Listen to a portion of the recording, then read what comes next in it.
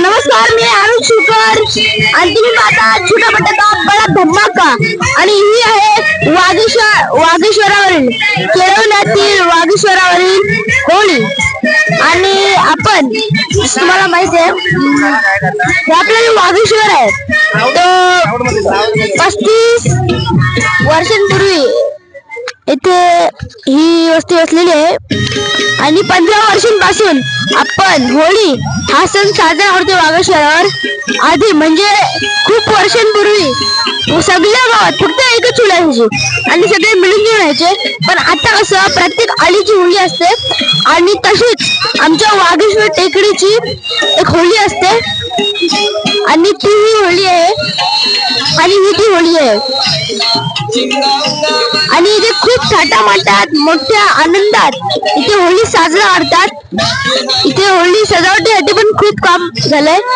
इथे होळीची सजावट झाली आणि होळी जी होती त्यासाठी खूप मेहनत केली आहे। इथे एकच होळी नाही तर दोन होळी आहेत। ही आहे आमची मोठी होळी आणि ही इकडे छोटी होळी आहे। इकडे छोटी होळी सुद्धा मांडलेली आहे, इथे सुद्धा पूजन करायचं आहे। एक प्रमाणे छोटी होळी म्हणजे होळीचा मुलहारी असे याला म्हटले जाते आणि म्हणून आमच्या वागेश्वरावर प्रत्येक वर्षी 2 होळी लावल्या जातात। आणि सगळ्यांचं पूजन करून झालं की या होळीचं दहन सुद्धा करणार आहोत आणि त्यासाठी सर्वांना इथे खूप आनंद होत आहे। थाटामाटात याची तयारी सुद्धा केली आहे आणि सर्व पूजन करतात। सर्व स्त्रिया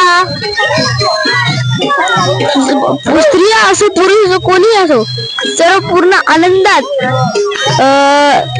पूजा करतात आणि सगळे नटले आहेत। पाहू शकता होळीसाठी सर्वांनी बेदस्त तयारी केली आहे आणि सगळे असे म्हणजे डीजे सुद्धा लावलेले आहेत। जे तुम्ही ऐकू येत असेल तुम्हाला डीजे सुद्धा सुरू आहे। आणि ही जी आपल्या वागेश्वराची होळी आहे ती म्हणजे आपल्या एक प्रमाणे परंपरा आहे। म्हणजे कुठलाही सण म्हणलं तसं कोकणाचं नाव आहे ते आणि ते कोकणातील एक गाव केलवणे जिथे आपण ही होळी साजरी करतो आणि मोठ्या थाटामाटात आपण आनंदात ही होळी साजरी करतो।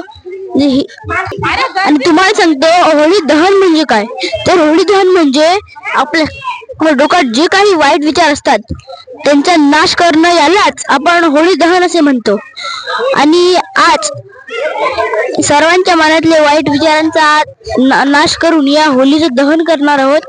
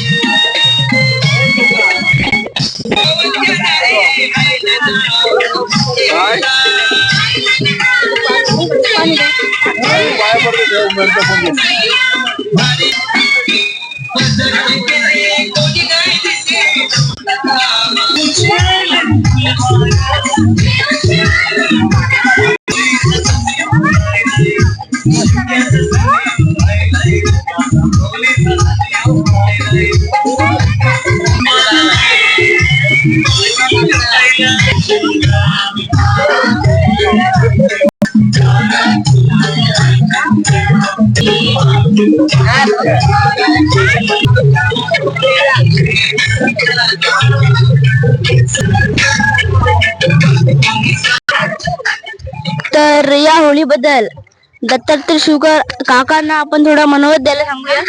तर तुमचं काय म्हणत आहे होळीबद्दल?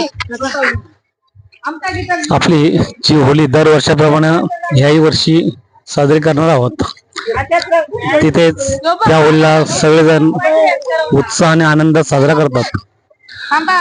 लहान मुलांसहित मोठ्या माणसांपासून ही जागा एवढी म्हणजे खराब असतोय, पण ती जागा एवढी सुंदर करतात आणि मला तर वाटतंय खरंच त्या लहान मुलांचा अभिमान वाटतोय की एवढी कचरा असता वेळेस ती बघता येत सुद्धा नाही, पण ती सगळी साफसफाई करतात. त्याच्यात आमची साक्षी दिदी पण मनुताई पण सहभागी असते. कब ग तू डिस्टर्ब केलं नाही का? मी गेली तर ही आहे आमची वागेश्वरावरील होळी आणि बरोबर 12 वाजता आम्ही इथे दहन करू. याचा जर तुम्हाला व्हिडिओ भेटेल तर व्हिडिओ आवडला असेल तर लाईक करा, सबस्क्राईब करा आणि शेअर करायला विसरू नका.